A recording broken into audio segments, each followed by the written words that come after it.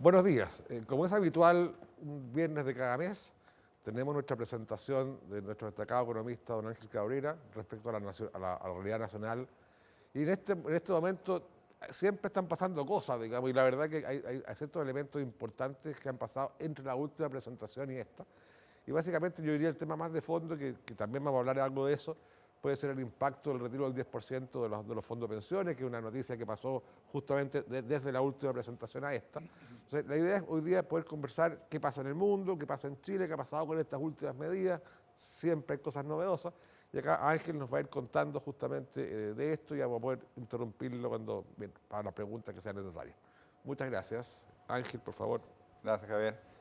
Sí, bueno, tenemos bastantes temas como de costumbre.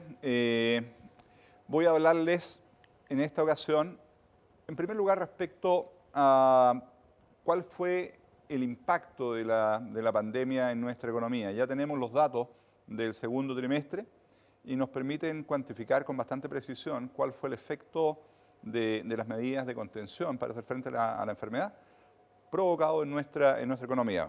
Como se presenta acá en esta lámina, podemos ver que el primer tema es justamente ese. Vamos a hablar de los datos de actividad del segundo trimestre.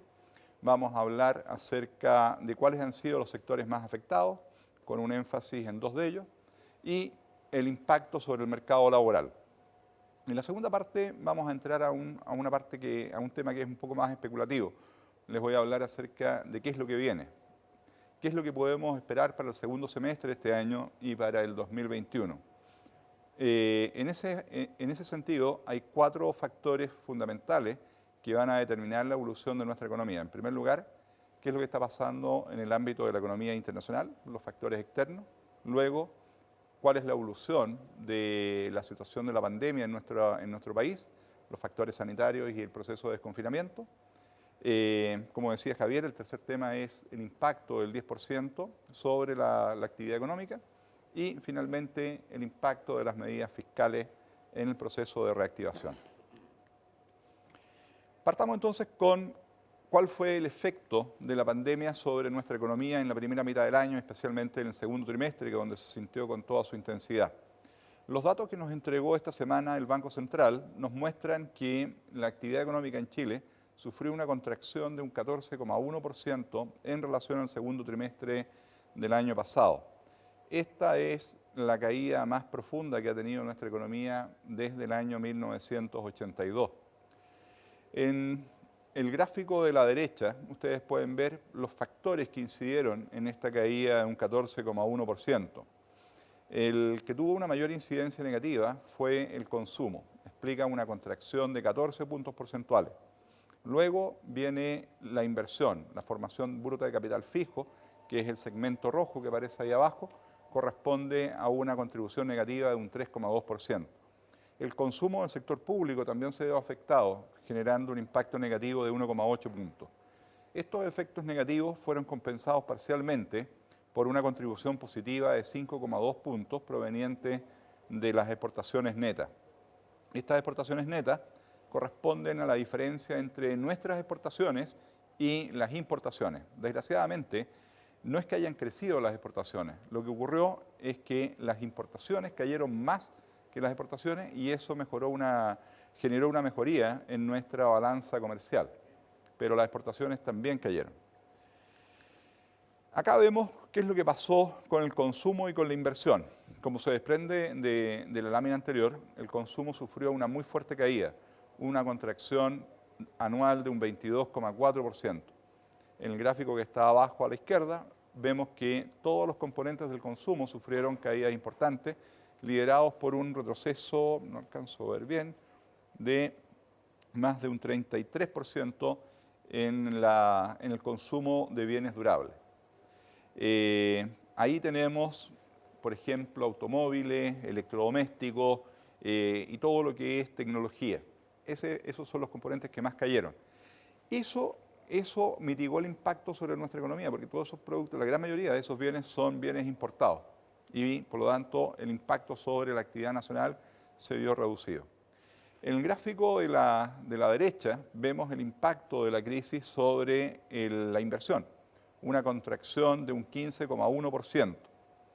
vemos que esta caída de la inversión estuvo liderada por la inversión en el sector de la construcción, que retrocedió un 17,4%. Las compras de maquinaria y equipos cayeron un 10,9%. Paradójicamente podemos decir que esta es una buena noticia. Esta caída de 15,1% fue menos severa que lo que nosotros proyectábamos. Nosotros proyectábamos una caída más bien cercana al 20%. Por lo tanto, esto ha generado una revisión alcista en nuestras proyecciones para la segunda mitad del año. Como se discutía acá en la presentación anterior, hay muchos proyectos de inversión latentes. La gran pregunta es, ¿qué es lo que va a pasar con la implementación de ellos en los próximos meses? Eso va a depender de la confianza de los empresarios para llevar adelante sus proyectos, de la confianza del sistema financiero para financiar esos proyectos y de la capacidad del sector público de gestionar los trámites, toda la permisología que permite llevar adelante estos proyectos. Veamos cuáles son los sectores que han sido más impactados. ¿Qué es lo que pasó a nivel sectorial? Sé que esta es más difícil de ver porque hay muchos números en esta lámina, pero en la penúltima columna se ven las variaciones anuales de las actividades de los diferentes sectores respecto al mismo trimestre del año anterior. Solamente 3 sectores tuvieron algún tipo de crecimiento. La minería, que creció un 1,6%. Luego tenemos la administración pública, el Estado, con un crecimiento de un 2,4%. Y tenemos los servicios financieros, que crecieron un 2,7%. El resto de los sectores sufrieron contracciones y contracciones bastante severas. La mayor caída se dio en el sector de restaurantes y hoteles, con un 52%. Luego viene transporte, con un 34,4%. Ahí está el transporte aéreo, el transporte marítimo. Y luego vienen los sectores de comercio y construcción, con caídas del 20%. La industria sufrió una caída de un 10%, y con una amplia dispersión al interior. Por ejemplo, la industria textil tuvo una caída de un 52% en el trimestre. Veamos con un poquito más de detalle qué es lo que ha pasado en 2 sectores especialmente importantes. Partamos con el retail, con el comercio. Los datos de la Cámara Nacional de Comercio nos muestran caídas del 40% en abril y mayo y una intensificación de la caída en el mes de junio, con una contracción de un 50,7%.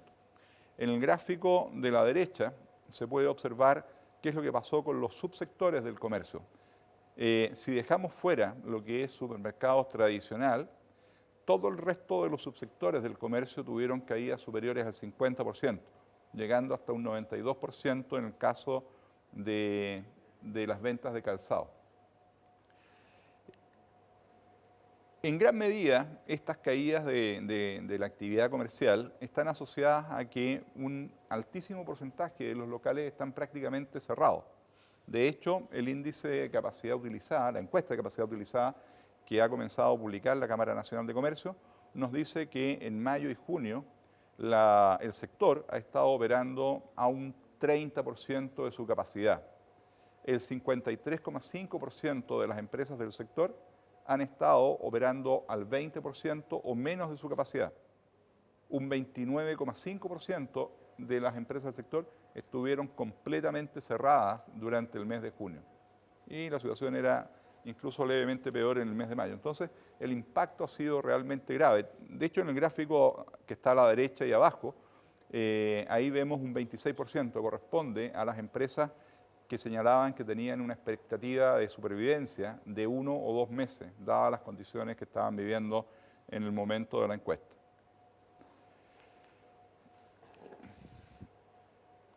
Perdón, acá, ahí está. El otro sector que ha tenido un impacto importante es el sector inmobiliario. Acá están los datos de GFK Property, que muestran que en el segundo trimestre las ventas de vivienda cayeron hasta 2.634 unidades. Esa es una caída de un 66% respecto al mismo trimestre del año anterior.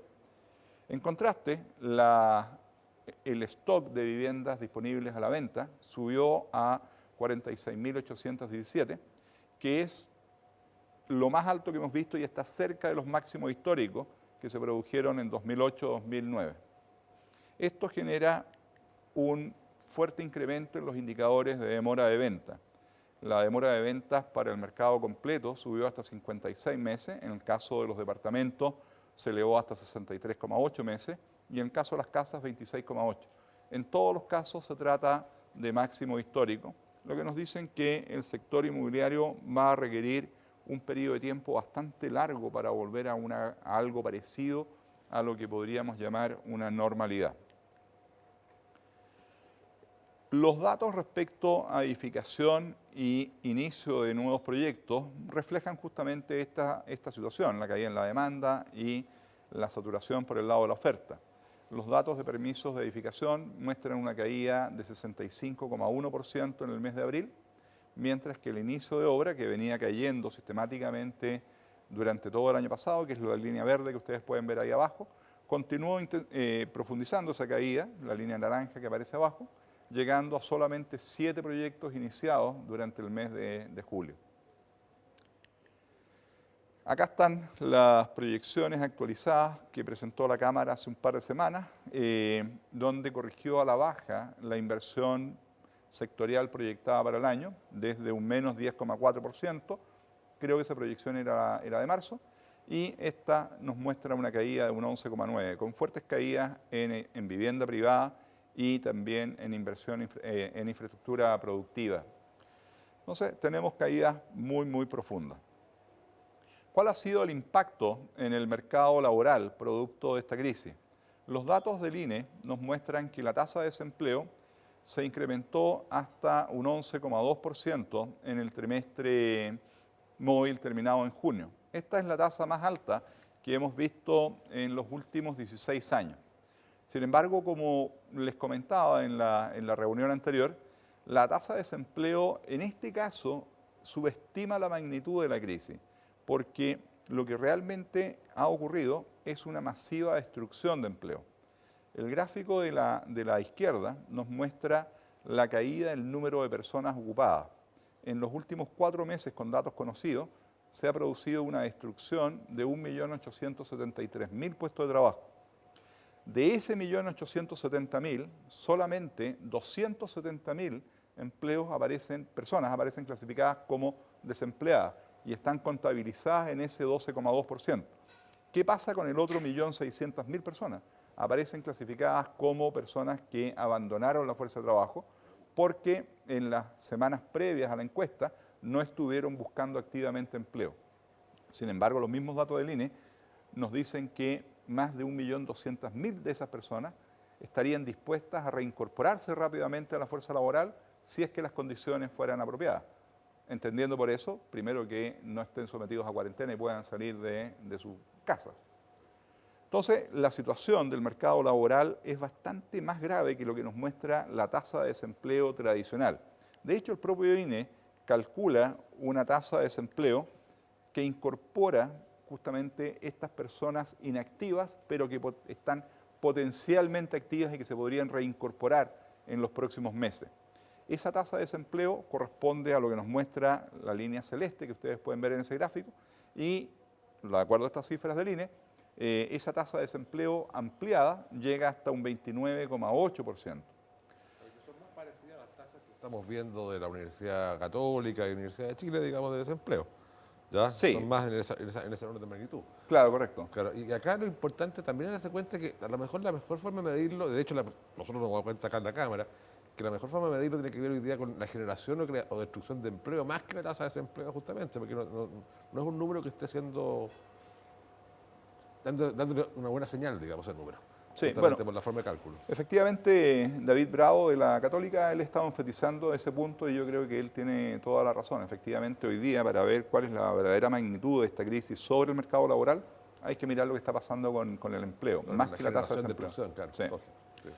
Ahora, de hecho, la situación es un poco peor que ese 29,8%, porque a ese 29,8% tenemos que agregarle otros 7 puntos porcentuales, que son las 706.000 personas que están con una relación laboral suspendida, porque 115.000 empresas se acogieron a la Ley de Protección del Empleo. En la metodología, en los datos de Estados Unidos, estas personas que están con un layoff son consideradas desempleadas. Claro, es lo lógico. Claro. Y si hacemos eso, la tasa de desempleo acá en el caso de Chile se eleva hasta un 37%, que es la más alta que hemos tenido en los últimos 40 años, desde la crisis del 82-83. Pero en comparación justamente esa, porque en el 82-83 había que sumarle al desempleo, ¿te acuerdas? La gente PEM y que el estaba en el POG. PEM y el POG, y llegaba a tasas súper altas de desempleo. Acá si dejáis afuera los que están asegurados y empezáis a dejar afuera a ciertos actores, no estáis dando la realidad del empleo. ¿Ya? Y por eso la realidad del empleo tiene mucho más que ver con hoy día la generación o creación o destrucción de empleo, más que con la forma en que se mide la tasa de desempleo. Creo que ahí hay que pensar un poquito más hacia adelante cómo medir mejor esos factores. Sí, efectivamente ahí hay un tema importante, pero lo que es claro es que esta crisis es muy profunda y nos ha causado un daño enorme y que al menos en términos de empleo, sin duda es la peor crisis de los últimos 40 años. Y nos pone una tarea gigantesca por delante respecto a qué es lo que tenemos que hacer para poder revertir esto. Hablemos ahora justamente de qué es lo que podemos esperar para la segunda mitad de este año y el próximo año. Aquí yo identifico 4 factores fundamentales que van a determinar la velocidad y la intensidad de la recuperación que ojalá comience en los próximos meses. En primer lugar, los factores externos. Una economía pequeña y abierta al comercio internacional como es Chile depende críticamente de lo que está pasando con el resto de las economías en el mundo. ¿Qué es lo que pasa con su demanda? ¿Qué es lo que pasa con los precios de los productos que nosotros exportamos? En particular, hay una economía que juega un rol muy importante para Chile, que es la economía china. Los datos oficiales del gobierno chino muestran un resultado sorprendente y que es una buena noticia. De acuerdo a las cifras oficiales de China, luego de la profunda caída que sufrió la economía en el primer trimestre, se produjo una recuperación mucho más rápida y más potente de lo que se esperaba. En el segundo trimestre, la economía china recuperó todo lo que había perdido el trimestre anterior. En términos de niveles de actividad, el nivel del segundo trimestre fue levemente mayor que el del cuarto trimestre del 2019. En términos interanuales, se registró un crecimiento de un 3,2%. Por lo tanto, sorprendentemente, China, a pesar de haber sido el origen de la pandemia mundial, termina siendo la economía que es menos impactada en términos económicos, el país menos impactado también en términos sanitarios y el que se recupera con más rapidez. De aquí en adelante se estima que China va a retomar su ritmo de crecimiento tendencial. Mi estimación es que ese crecimiento tendencial de China está en torno al 5%. Y si eso se valida, la economía china terminaría este año con un crecimiento cercano al 1%. Y en 2021 debiéramos ver una potente expansión a un ritmo de más de 7%. ¿Cuántos años está a esos ritmos de superar la economía americana ya? Si mantuviera crecimiento entre el 5 y el 6, y Estados Unidos se mantiene a tasas del 2, algo por ciento, China podría alcanzar a Estados Unidos dentro de los próximos 15 a 20 años. Bueno, sí, es rápido. Sí. Súper rápido. En Estados Unidos, acá vemos el índice de movilidad a la izquierda y el flujo de contagios en el gráfico de la derecha. Vemos que la economía americana empezó un proceso de desconfinamiento a fines de abril. Eso permitió recuperar los índices de movilidad sistemáticamente durante mayo y junio, pero eso generó múltiples rebrotes y brotes nuevos en algunas zonas que no habían sido afectadas originalmente. Como vemos en el gráfico de la derecha, hemos visto una segunda oleada de contagios más intensa que la primera. Esto ha obligado a muchos de los estados a frenar el proceso de desconfinamiento e incluso a implementar medidas restrictivas nuevamente. Producto de eso, el índice de movilidad detuvo su recuperación a partir de fines de junio, lo que está generando algunas dudas respecto a la velocidad y la intensidad de la recuperación económica americana. A pesar de esas dudas, se estima que luego de la impresionante caída de 32,9% en el segundo trimestre, la economía americana estaría experimentando una recuperación parcial en el tercero, creciendo a un ritmo anualizado de 18%. Y para el cuarto, estimamos un crecimiento a un ritmo cercano al 10%. Esto daría para el año completo una caída de un 5,1%, proyectándose una recuperación de un 5,1% en 2021. Eso permitiría que la economía americana vuelva a los niveles de actividad originales hacia fines del próximo año. Yo calificaría esto como una recuperación a una velocidad moderada, a una velocidad media. No es una super V corta como la del caso de China, pero tampoco es una recuperación lenta y perpetua como algunos plantean. En el caso de zona euro, tenemos una situación similar a la que vemos en Estados Unidos, pero con algunos matices de intensidad. El índice de movilidad nos dice que 3 de las 4 principales economías europeas implementaron medidas restrictivas mucho más intensas. En el caso de Estados Unidos, la movilidad se redujo hasta un 30, con una caída de 30-40% en relación a los niveles de inicio de año. Alemania estuvo en ese orden de magnitud en marzo y abril, pero Francia, Italia y España experimentaron restricciones que fueron entre un 70 y un 80%. Ahí comenzaron sus procesos de confinamiento. La recuperación fue relativamente rápida, pero al igual que en Estados Unidos, ese proceso de desconfinamiento ha ido generando rebrotes, menos intensos que en el caso americano, pero estamos viendo nuevos brotes importantes. El caso más importante es el de España, donde los contagios han vuelto a superar los 5.000 casos diarios.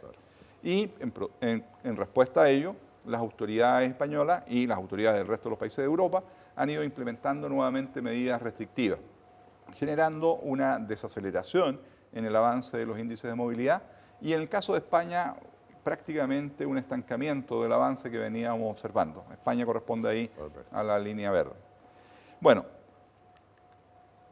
con esto se estima que la economía europea, luego de la caída a un ritmo trimestral anualizado de un 40,3% en el segundo trimestre del año, estaría experimentando una recuperación a un ritmo de 25% en el tercero y una expansión de 18% en el cuarto. Esto daría una caída en el año de un 8,3% y una recuperación para el próximo año de un 7%. Volviendo también a sus niveles de actividad originales hacia fines del 2021. Bueno, esto nos dice que a pesar de haber sufrido caídas muy profundas en la primera parte del año, las 3 principales economías del mundo ya han iniciado un proceso de recuperación. Ese proceso de recuperación presenta desafíos, presenta retos, presenta riesgos. Los más importantes provienen de los rebrotes epidémicos, pero esa recuperación está avanzando con más rapidez y con más fuerza de lo que muchos analistas proyectaban hasta hace poco tiempo atrás, lo que nos genera un escenario, yo diría, moderadamente optimista desde el punto de vista de los factores externos que inciden sobre nuestra economía. Una manifestación de esa mejora en las perspectivas de la actividad económica, donde nosotros estimamos que este año la economía mundial va a sufrir una contracción que va a estar en el rango entre un 4 y un 6. Esta es la misma proyección que yo les he mostrado en los meses anteriores. La diferencia es que con la información que tenemos hoy día, si bien todavía estamos proyectando ese rango, nos hemos movido un poquitito hacia la parte inferior para el 2021, o sea, para el 2020, es decir, es probable que la caída esté más cerca del -4 que del -6. Y para el 2021 es más probable que estemos más cerca del 5 que del 3%. Por lo tanto, los datos recientes han generado un sesgo más bien favorable. No es suficiente todavía como para cambiar propiamente la proyección, pero nos estamos moviendo en esa dirección. Una manifestación muy relevante desde el punto de vista de Chile de esta incipiente recuperación de la economía mundial es lo que está pasando en el mercado del cobre. En el gráfico de la derecha abajo vemos las importaciones de cobre de China y estas han venido recuperándose y estamos observando un fuerte incremento en estas importaciones. El gráfico que está a la derecha y arriba nos muestra qué es lo que está pasando con los inventarios. Los inventarios de cobre en todas las bolsas de metales han venido cayendo fuertemente. Esa combinación se está traduciendo en un fuerte incremento en el precio del cobre. A mediados de marzo teníamos el precio del cobre en 210 centavos.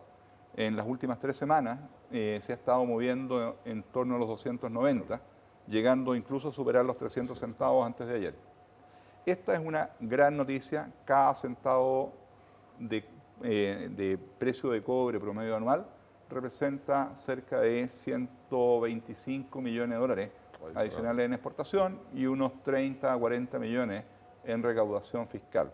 Por lo tanto, lo que estamos viendo acá es una muy buena noticia para la economía chilena y es un factor que permite pensar en una recuperación un poco más rápida, si no en el segundo semestre de este año, sí pensando ya en el 2021. En cuanto el segundo tipo de factores que van a incidir en la recuperación de la economía chilena, factores de tipo sanitario y el proceso de desconfinamiento. ¿Qué nos muestran los datos para el caso de Chile? Los datos de intensidad de propagación que vemos en esta lámina nos indican que el pic de la primera ola de la pandemia impactando a Chile se alcanzó hacia mediados de junio pasado. En las 8 semanas posteriores hemos estado viendo una sistemática caída en todos los indicadores de propagación de la enfermedad. Esto ha permitido ir liberando la utilización de la infraestructura crítica, camas de cuidado intensivo, ventiladores mecánicos. Las tasas de ocupación de esta infraestructura crítica llegó a superar el 90% a mediados de junio pasado. Ahora, en los días recientes, ha caído por debajo del 80%. Esta holgura, esta mejoría en estos indicadores de saturación sanitaria ha permitido que el gobierno comience con un plan de desconfinamiento que tiene 5 fases. La primera, la cuarentena total. Hace 4 semanas atrás, el 57% de la población chilena estaba sometida a esta situación, cuarentena total.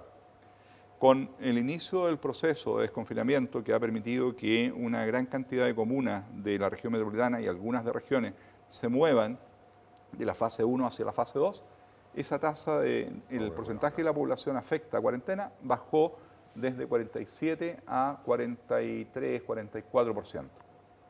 Bueno, dependiendo de qué es lo que pase con los indicadores sanitarios, que son los que se mencionan en el gráfico, en el cuadro de abajo, si vamos avanzando, si estos indicadores sanitarios continúan mejorando progresivamente, vamos a poder continuar avanzando en la siguiente fase. Y eso permitiría comenzar a recuperar los índices de movilidad. En este gráfico tenemos los índices de movilidad para el caso de Chile y vemos una cosa que es bien notable. La reducción de la movilidad en el caso de Chile fue superior al 50%, partiendo en marzo. Pero a diferencia de Estados Unidos y Europa, que empezaron sus procesos de confinamiento a fines de abril, en el caso de Chile nos hemos mantenido con estos niveles de confinamiento, de reducción de movilidad, durante 4 meses. Hemos estado fluctuando con índice de movilidad entre menos 50 y menos 60. Ahora recién, en las últimas 3 semanas, con el inicio de este paso a paso, empezamos a ver una muy incipiente recuperación en estos índices de movilidad. Bueno, si no nos topamos con episodios de rebrotes muy violentos, seguramente nos vamos a topar con más de algún episodio, pero si no tenemos un caso muy grave, es probable que esto va a continuar avanzando y podríamos esperar que de aquí a fines de año estos índices mejoren desde el menos 50, donde estamos ahora, hacia algo entre menos 20 y menos 10, en línea más o menos con lo que hemos visto en Europa. Eso sin duda que contribuiría sustancialmente a la recuperación. Aquí la política más reactivadora que se puede tener no son los subsidios, no son... El empleo. Es permitir que las personas trabajen, es permitir que todos volvamos a hacer más o menos lo que hacíamos antes, tomando todas las precauciones que sean necesarias, todas las precauciones que sean recomendables, pero permitir que las personas vuelvan a trabajar. Y eso significa desconfinar. El tercer factor que va a incidir en la velocidad y la intensidad de la recuperación es el impacto económico producto del retiro del 10%. Nosotros hicimos un cálculo de, primero, qué monto de recursos van a ser retirados. Nuestra estimación es que se van a retirar unos 18.000 millones de dólares. ¿A qué se van a destinar esos 18.000 millones de dólares? Nosotros identificamos 4 alternativas. Ahorro, donde esperamos que se destinen unos 1.000 millones de dólares, principalmente por razones tributarias y de precaución. Hay que recordar que está dando vueltas todavía en el Congreso un proyecto que propone la expropiación de los fondos de pensión. Claro.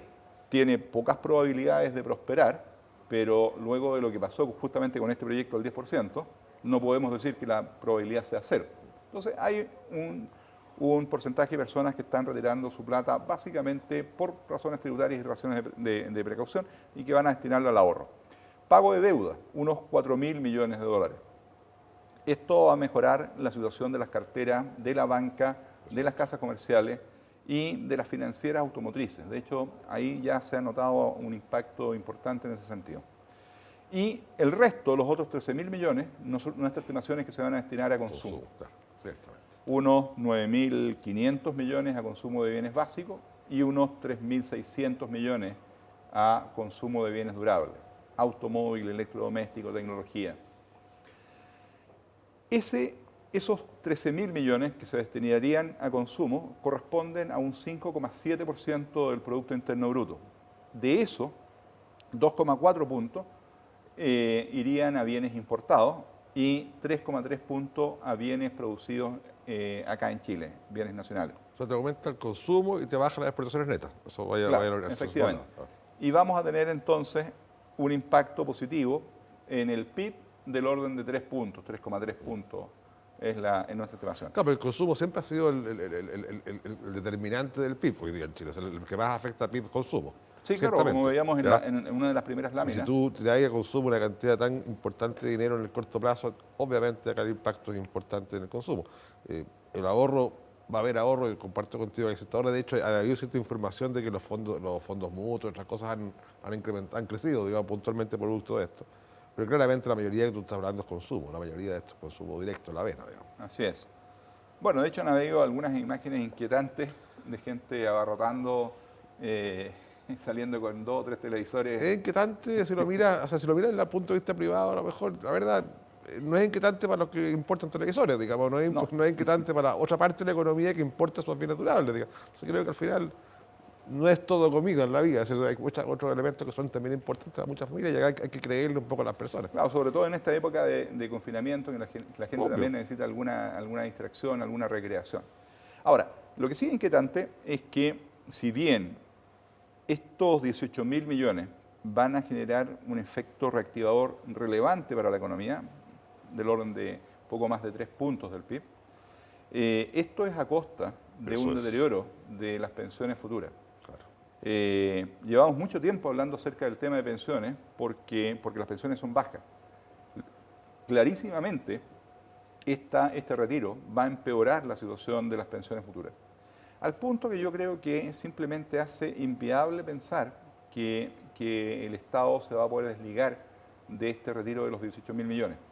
Si tú recuerdas, el proyecto original contenía un fondo solidario de reintegro, una especie de bono de reconocimiento, y que finalmente fue retirado para tranquilizar a los legisladores de centro derecha que apoyaron la medida. Bueno, yo creo que simplemente son ingenuos, porque lo que ocurrió es que el Estado adquirió un pasivo contingente. Es imposible que el Estado se desligue del impacto que estos 18.000 millones van a tener en las pensiones futuras. Por lo tanto, más temprano que tarde, el Estado se va a tener que hacer cargo de esos 18.000 millones. Y por lo tanto yo creo que tenemos que sumarle eso a la deuda pública que vamos a comentar un poquito más adelante, se ha deteriorado en forma significativa. El cuarto factor que va a determinar la intensidad y la velocidad de la recuperación de la economía chilena es la efectividad que tengan las medidas fiscales. Los múltiples paquetes que ha ido implementando el gobierno hasta la fecha. A fines de marzo, el gobierno anunció su primer paquete, el llamado Fase 1, que contenía recursos por 12.000 millones y que tenía, entre otros temas, por ejemplo, la Ley de Protección del Empleo. Luego, poco tiempo después, a principios de abril, viene el paquete Fase 2 con 5.000 millones, donde está el FOGAPE y donde también está la primera versión del ingreso familiar de emergencia. Luego, en junio, viene el acuerdo transversal con parte de la oposición para financiar un gran paquete de 12.000 millones de dólares, donde hay protección al ingreso familiar, o sea, compensaciones, transferencias para compensar la caída de los ingresos, y también están un conjunto de medidas que apuntan a estimular el empleo y la inversión. Y ahí vienen los planes de reactivación que debieran empezar a implementarse ahora en la segunda mitad del año.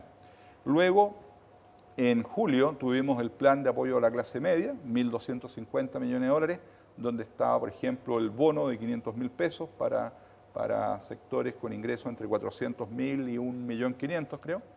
Y ahora, recientemente, el fin de semana recién pasado, el presidente anuncia un plan de reactivación, un plan de obras públicas, donde, si bien el titular hablaba de 34.000 millones, lo que había en proyectos nuevos eran 4.500 millones.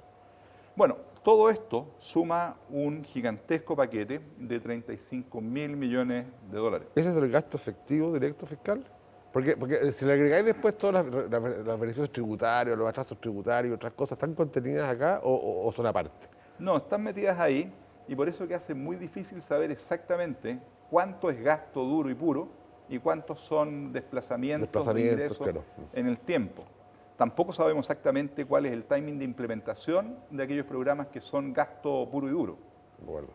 Tenemos esta cifra, de hecho yo he estado tratando de hacerle el seguimiento. Igual, por eso digo, tengo una cifra similar, pero no igual. ¿Ya? Pero se ha ido haciendo cada vez más difícil hacer el track record a esto. Pero mira, acá estamos hablando a modo referencial. ¿Cuánto de ese fiscal irroga esto? ¿Cuánto? Bueno, ese es el punto. Mi estimación, reconociendo que viene un poquito más adelante, Vamos, ahí lo vamos a ver, pero tiene un impacto fiscal muy importante y ese es uno de los factores de riesgo que hay que tener presente. Pero mira, acá estamos hablando de 35.000 millones de dólares. Sí. 35.000 millones es aproximadamente un 14% del PIB. Claro, ese es el solo número, ese por ahí. Claro, y si le agregamos los 18.000 millones que en algún momento es probable que se los cobre, ahí tenemos otros 7 puntos del PIB. Entonces, este es un gran problema fiscal que lo tienes asociado a las dos cosas porque tenés cuánto, bueno, el fiscal y cuánto afecta la deuda, que es otro tema que es importante. Sí. Viene un poquito más adelante. Según nuestra estimación, en el largo plazo llega al 70, más o menos. Exactamente. Nosotros también tenemos esa estimación. Bueno, con todos estos elementos, metiéndolos en nuestras proyecciones que les he venido mostrando en las reuniones anteriores, mi nueva estimación es lo que se ve acá. Tenemos una caída para este año de un 6,4%. ¿No? Sin todo lo que les mencioné, en particular sin el 10% de las FP, mi estimación era una caída del 9,7%. Y ahí están los 3 puntos que va a sumar y que en el gráfico que está arriba y a la izquierda se ve en ese montículo que tienen ahí las barras celestes. Ese es el impacto esperado del 10% de la AFP, que se va a notar en agosto. ¿Esa segunda caída? No, la primera caída que tú ves allá arriba, ese es el estallido social. Sí, después la segunda más grande es esta caída. Claro, y después tiene una caída tercera. No, esa tercera es cuando va desapareciendo el efecto del 10%. Ya, porque nosotros suponemos que se va a gastar en los próximos meses. Claro, y que ya sea diciembre, el efecto se diluye. Y ahí retomamos la tendencia que habríamos tenido sin el 10% de la AFP. Entonces, ese montículo que genera un salto en agosto y que alcanza un pico en septiembre, corresponde al efecto esperado del gasto de ese 10%. Ahora, el próximo dato que vamos a conocer a todo esto es el de julio, claro, donde no está eso. No. Y ese dato, que lo vamos a conocer los primeros días de septiembre, viene muy malo. Nuestra estimación es que viene con un menos 14,9%.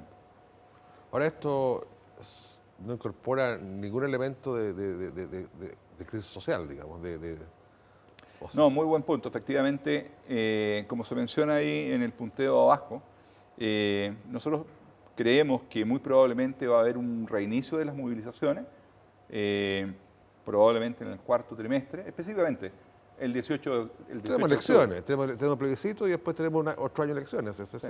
Sí, pero tenemos el 18 de octubre. Claro, o sea, yo creo que el 18 de octubre mucha gente va a estar interesada en conmemorar la fecha del estallido. Y es muy probable que eso dé inicio a una nueva ronda de movilización. Así es. Bueno, nuestro supuesto es que si bien puede haber algo de eso, no alcanza la intensidad, al menos en términos de violencia y de disrupción para la actividad económica, que tuvo en octubre del año pasado. Claro. Si llega a escalar hasta ese nivel, no, entonces ahí estamos en un problema mucho más serio y tenemos que empezar a descontar varios puntos, tal como pasó en el cuarto trimestre del año pasado. Pero nuestro supuesto es que si bien podemos tener esas movilizaciones, no alcanzan una intensidad como la que vimos en 2019. Ahora, ese montículo entre agosto y diciembre resta varios puntos al crecimiento del próximo año. No porque Claro. no cambie la actividad, pero cambia la base de comparación. Exacto. Entonces, nuestra proyección para el 2021, que era un 4,8, se redujo en 2,5 puntos y ahora quedó en un 2,3%. Así que esta es la situación como la estamos viendo en este momento con los datos conocidos. Hay enormes niveles de incertidumbre. Siempre es difícil tratar de adivinar el futuro, pero en la situación actual es mucho más difícil que lo de costumbre porque hay muchos factores de incertidumbre. ¿Qué es lo que va a pasar con la pandemia en el resto del mundo? ¿Qué va a pasar acá en Chile?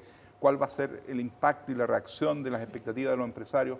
¿Cuál va a ser la capacidad del gobierno de gestionar sus propios programas de reactivación? Todos esos factores son hoy día inciertos. Sobre todo en un ambiente que además estamos metiendo algún grado de legislación bastante compleja, digamos. Tuviste la aprobación en los diputados, digamos, de esta ley que impide el desalojo, en el fondo impide el desalojo del arrendatario o de los que no están pagando deudas. Ya, ciertamente el incentivo a no pagar deudas, digamos, es enormemente grande, y el incentivo a revertir eso en crisis social es muy difícil. Así es. Entonces, la verdad que pero la gente está sufriendo, entonces ahora a lo mejor no está pagando, ¿cierto? Pero si además hay una ley que los protege para no pagar, tú generas un incentivo perverso y después cuando quieres retrotraer esa situación, generas un problema.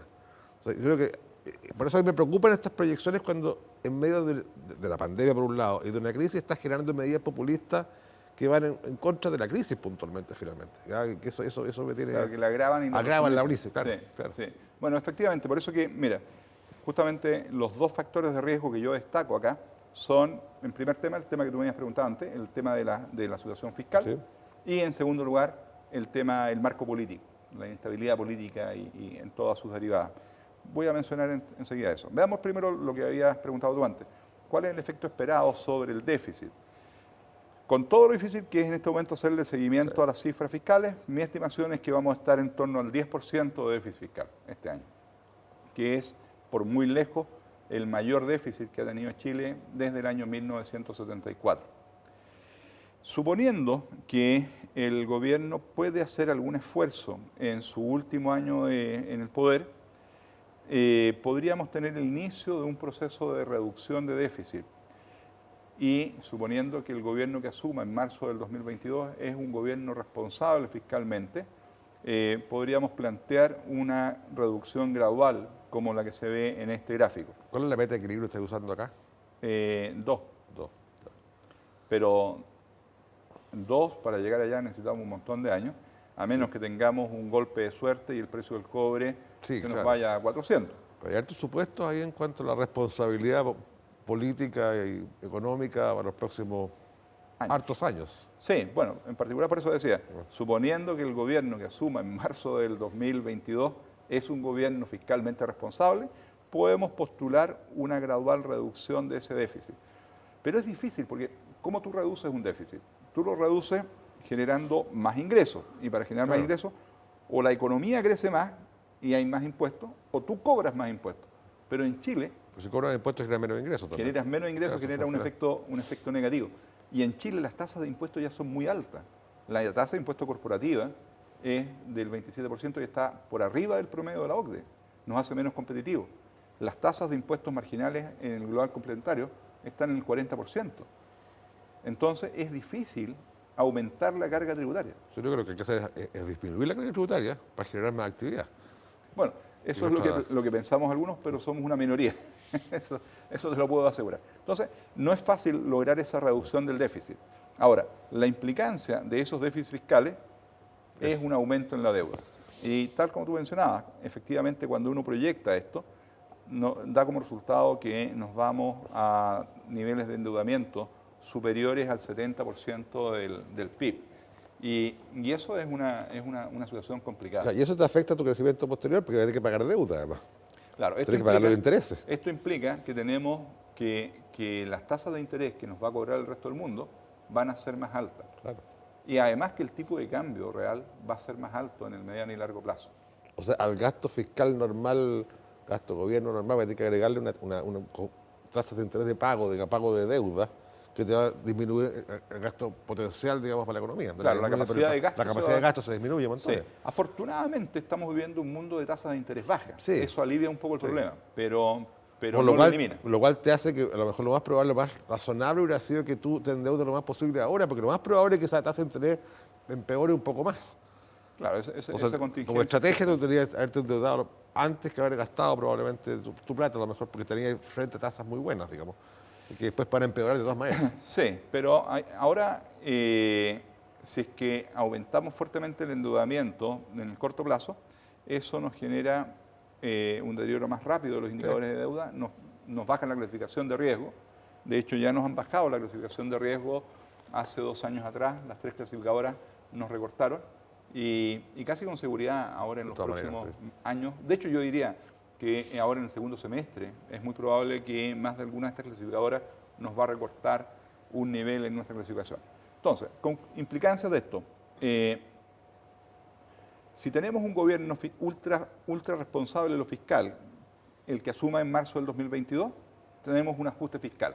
Y eso implica que ese gobierno le pega una reducción al gasto y aumenta algún impuesto, cosa que no es fácil. Pero eso es contractivo, entonces a un gobierno responsable le pegaría un freno cuando la economía va a estar todavía en una etapa incipiente de la recuperación. Ese es el punto. Si no nos toca un gobierno responsable y deja que la cosa siga, esto implica que la deuda y el déficit continúan muy altos y el resto del mundo nos empieza a cobrar tasas de interés más altas y eso genera peligros por el lado de la inflación, peligros por el lado del costo de la deuda y también nos tiende a subir el tipo de cambio. Entonces, no son alternativas fáciles. Hay un desafío para restablecer el equilibrio fiscal que va a ser muy difícil y que va a ser una tarea titánica en los próximos 10 años. El segundo gran factor de riesgo es el tema político. Desde el estallido social hemos visto un deterioro muy grave del clima político. Yo creo que viene de antes, yo creo que el clima de polarización viene de mucho antes, pero se manifestó con mucha intensidad a partir de octubre. Y esta crisis económica agrava esa situación. Entonces tenemos un clima político institucional que es muy, muy complicado, es muy complejo y genera una situación de inestabilidad. Y no contribuye a la recuperación porque genera incertidumbre. Y por lo tanto, como todos los empresarios saben, mientras más incertidumbre, es más difícil atreverse a llevar adelante los proyectos. En la conversación que se realizó antes acá, hablaron de muchos proyectos. Efectivamente, afortunadamente, Chile es un país que todavía tiene proyectos, pero hay que atreverse a llevarlos adelante. Y eso depende de que hayan certezas, o al menos si no certezas, que las incertidumbres no sean excesivas. Exacto.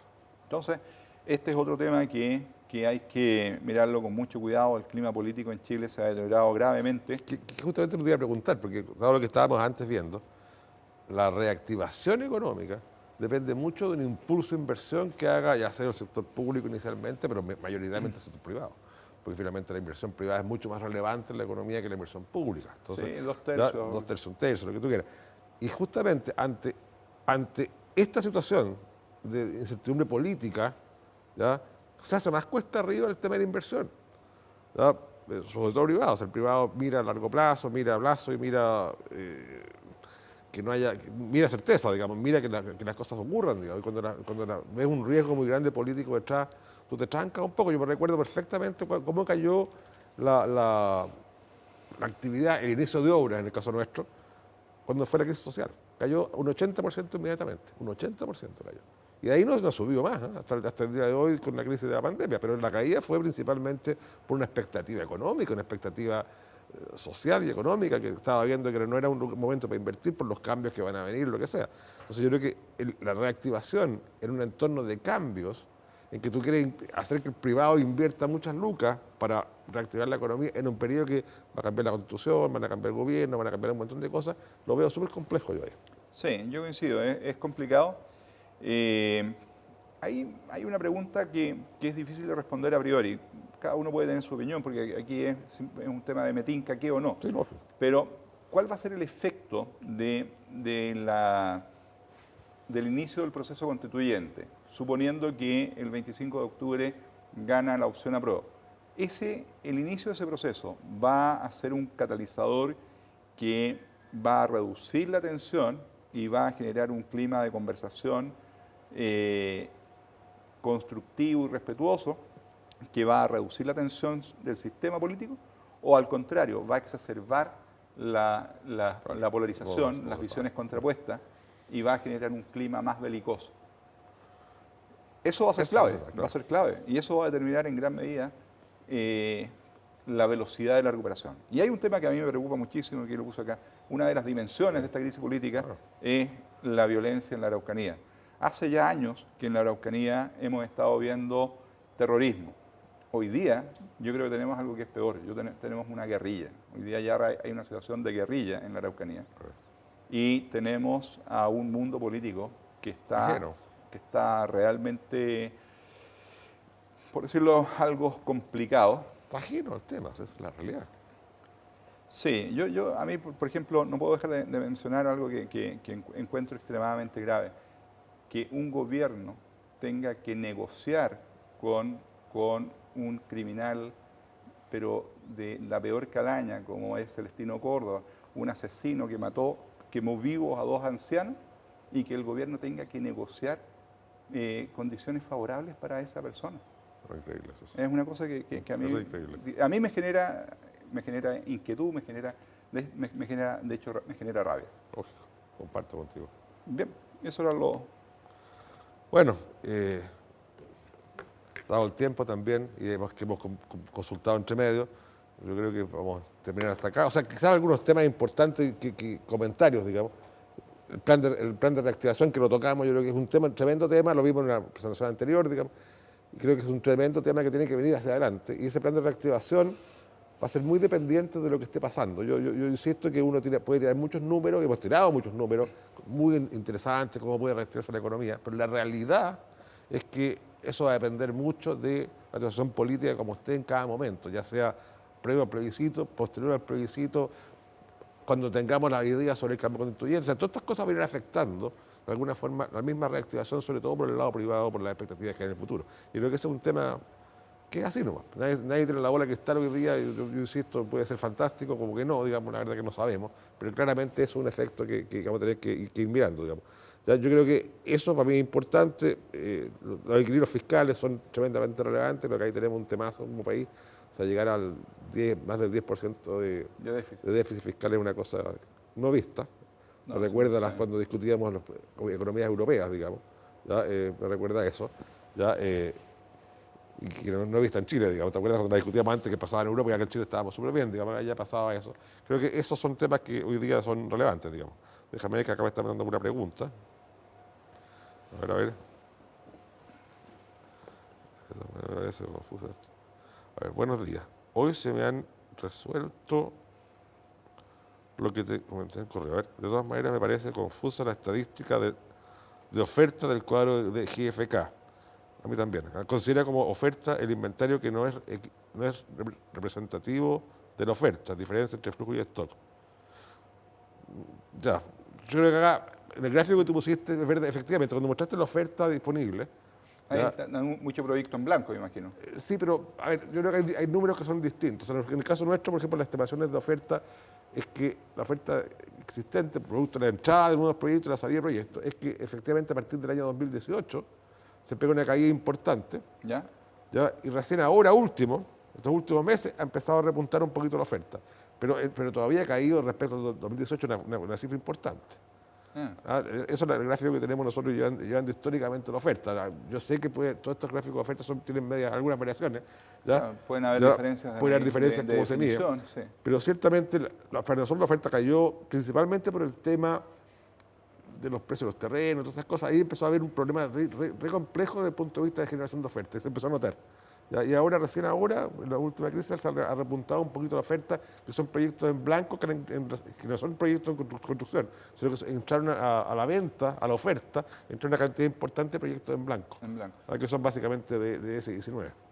Mira, ¿Ya? cuando salió de las estadísticas, si mal no recuerdo, creo que ahí se mencionaba en ese informe que había cerca de un 80% de esa oferta que estaba en blanco.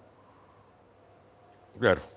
Y se presenta mucho en blanco. Yo creo que, de hecho, la venta, también la venta, tanto la oferta como la venta del último mes, ¿no? Es decir, está de un cachito básicamente por la venta en blanco y la oferta en blanco, que en realidad la única forma hoy día casi de ofertar. No, voy a empezar a construir, no podía empezar a construir puntualmente, entonces empecé a ofertar por internet, digamos, ¿ya? Y se ha vendido algo así también, digamos. Claro. Eso ha pasado. Creo que tengo otra pregunta acá. No veo otras preguntas. No, ahí estamos en preguntas del público, no veo más. ¿Ya? ¿Tiene alguna pregunta más adicionalmente?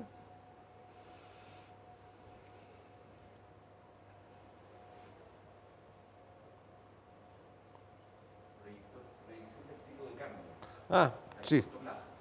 Sí, eso Ese es un infaltable. es infaltable. Ese Ya. es un A infaltable. todos nos encantaría saber si compramos o vendemos dólares.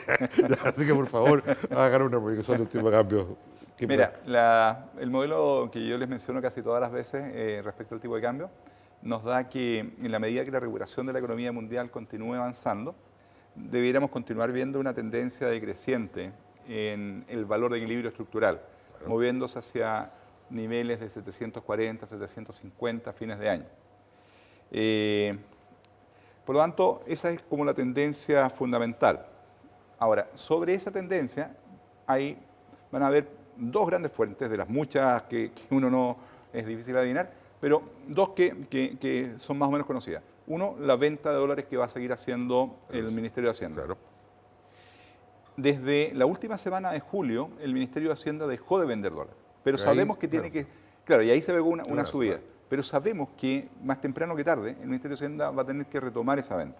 Eso puede acelerar la convergencia hacia esos 750, 740. Ahora, sin embargo, está otro tema que es más difícil de agarrar todavía, y es el tema de la contingencia política. Si en los próximos meses tenemos un episodio de movilizaciones a gran escala y de violencia como el que vimos en octubre del año pasado, Siempre disparo. entonces, claro, se dispara. De hecho, esta disparada que vimos hace 2 semanas atrás, que lo llevó desde 755 A solo 800. a 805, ni siquiera fue, bueno, fue algo la violencia en la Araucanía, pero fue principalmente que se retomó el tema de la discusión en el Congreso del impuesto a los súper ricos, Claro. el impuesto del 2,5. Entonces, estos factores políticos generan mucha incertidumbre y pueden provocar saltos violentos. ¿Qué es lo que hemos estado viendo? Porque hemos visto varias veces que ha llegado a 760, 50 y después se recupera otra vez. Yo diría casi toda la semana estamos viendo algunos saltos de ese tipo, o cada 2 semanas. Sí. ¿Ya? Entonces, bueno, está complicado, siempre es complicado, pero lo que yo les puedo decir responsablemente es que si bien la tendencia estructural es hacia la baja, hacia niveles de 740, 750, vamos a tener estos factores de volatilidad. Las ventas de Hacienda pueden acelerar la tendencia bajista, pero cualquier episodio de incertidumbre política va a generar esporádicos golpes alcistas que pueden ser bastante violentos. ¿Y la elección americana, cómo te puede afectar en esto? Bueno, la elección americana es un factor importante para todos los mercados financieros a escala mundial. Yo creo que desde el punto de vista de Chile, el impacto inicial va a ser bastante marginal. Los mercados en general están a la expectativa, pero si bien reconocen que Joe Biden tiene la primera opción, por ahora le están dando el beneficio de la duda, considerando que Biden es un moderado y que por lo tanto si introduce cambios, van a ser cambios acotados. Y que aún si es que él quisiera implementar cambios más radicales presionados por la extrema izquierda americana, va a chocar contra el Congreso, especialmente la mayoría que tienen los republicanos en el Senado. Claro, porque el gran cambio ahí, y creo que veías tú en tus números de acá, el gran cambio ahí fue la reducción tributaria que hizo Trump en algún momento. Y por eso te decía yo, y yo estoy convencido que más que subir los impuestos para mejorar la economía en el tiempo y poder crecer, a lo mejor es mucho más aconsejable bajar impuestos, que de hecho en el caso americano, antes de la pandemia, digamos, estaba dando bastante buen resultado la bajada de impuestos respecto al crecimiento americano. Sí, la ¿Ya? economía anduvo muy bien. Muy bien, digamos. Entonces yo creo que es una tremenda medida. Y lo importante ahora es que si esa medida se puede revertir, digamos, o se va a intentar revertir, a lo mejor si es que gana Biden. Y, Sí. eso es malo, digamos. Biden tiene en su plataforma tiene la propuesta de revertirlo y de hecho tiene varias propuestas tributarias que implican un aumento de la carga tributaria en los siguientes 10 años de 3,8 trillones de dólares, lo que tendría un impacto negativo en crecimiento y en empleo. Pero tiene que pasar el Senado y por lo tanto, tan importante como lo que ocurra con el resultado de la presidencial, va a ser lo que ocurra con las elecciones en el Senado. Si los republicanos mantienen el control del Senado, la probabilidad de cambios radicales se reduce. Si los demócratas arrasan y ganan presidencial, Senado y Cámara de Representantes, ahí seguramente vamos a ver un efecto en los mercados financieros internacionales y de rebote acá en el mercado chileno, y ahí podemos pegarnos un salto en el tipo de cambio. Y se va a achicar la brecha entre que China supere a Estados Unidos como economía. Sí, se acelera. Es un tema que estamos por ahí, ¿no? Bueno, muchas gracias, ha sido una estupenda presentación como siempre, digamos, y muchas gracias a todos por atenderle, y el próximo mes estaremos otra vez acá, un día viernes también, para una nueva visión económica del país y del mundo. Muchas gracias. Este lugar estaba lleno de vida y yo feliz dando la bienvenida. Pero un día se apagó la luz, me quedé solo. Se fueron los aromas y José. Pensé que nunca iba a volver, pero volvió.